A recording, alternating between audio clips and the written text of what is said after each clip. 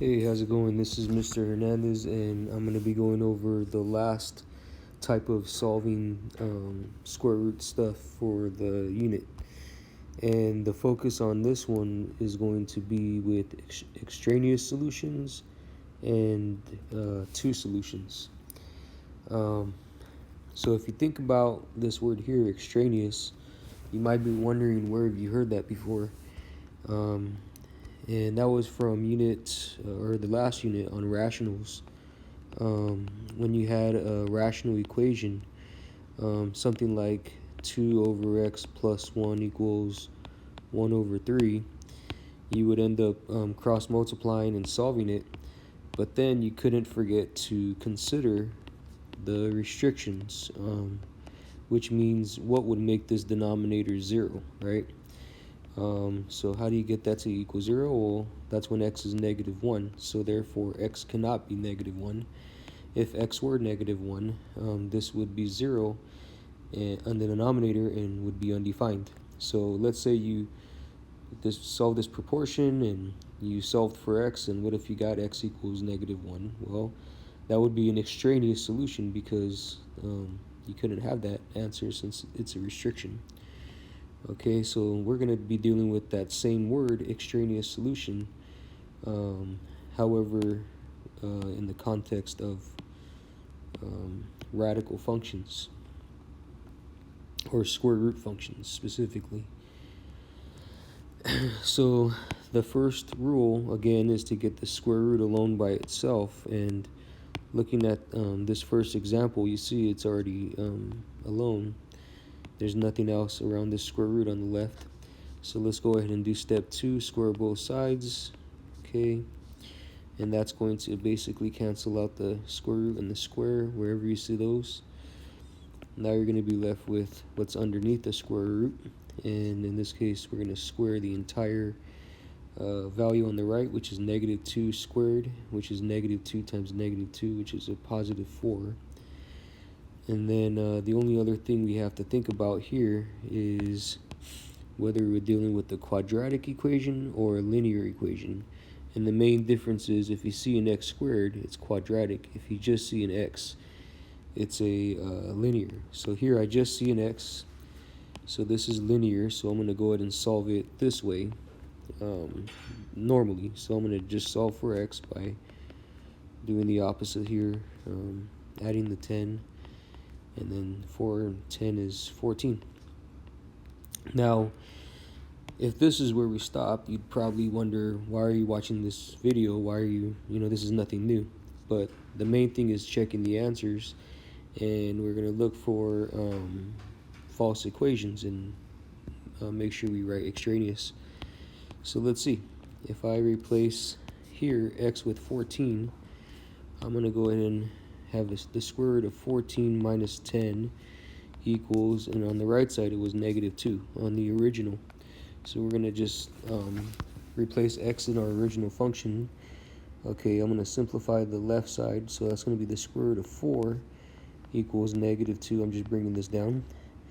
Well, the square root of 4 is 2, and 2 does not equal negative 2. That is false. Therefore, this solution is extraneous. And you want to write that down as a solution, but you want to label it as an extraneous solution because you did solve it algebraically. However, when you checked it, it doesn't check out. So you want to write extraneous solution whenever you see that. Okay, so let's look on the right. Again, this is step 1's done up here. Get the square root alone. Step 2, square both sides. Okay, let's do that. So that cancels out. We're left with this underneath.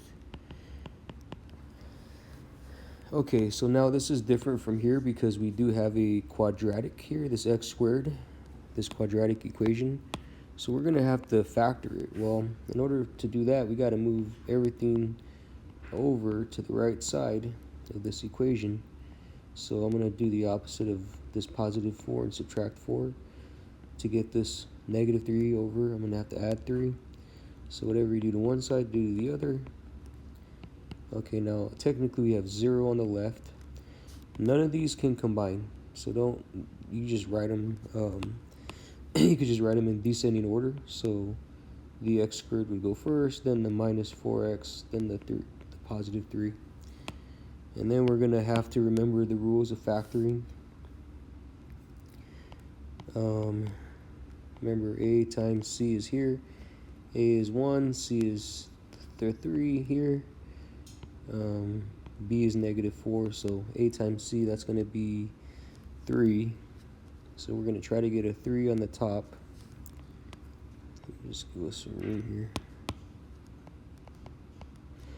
And then b is negative 4, so two numbers to multiply to give us 3. That's 1 and 3.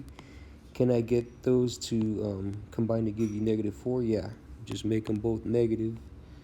Will they multiply now to give us a positive 3? Yes, so this satisfies these two. So I'll write these two numbers here. And these are going to give us our factors. So we're going to have x minus 1 and x minus 3 as our factors. Let me just take the same color. Okay. And then now you're going to basically set each factor equal to 0. So this is going to be x minus 1 equals 0 and x minus 3 equals 0. So in this case, we'll solve for x here. We'll get x equals 1. We'll solve for x over here, and we'll get x equals 3. And you probably could find that answer without doing this part, just because you know that the solutions are the opposite of the factors, right? These are the factors, so these are the solutions, the opposite sign. Now in this case, yeah, you could check it. I might as well, right? But in this case, this is these are probably not going to be extraneous because we're dealing with two things, right? Extraneous and two solutions. So here's an example of an extraneous solution. Here's an example of two solutions. But I mean, I might as well check it, right? Because I have this box here. Let's see. So there's going to be, we're going to have to actually have two of these to check. So we're going to have the 4 times 1. And the other one is, we're going to replace x with 3. So 4 times 3.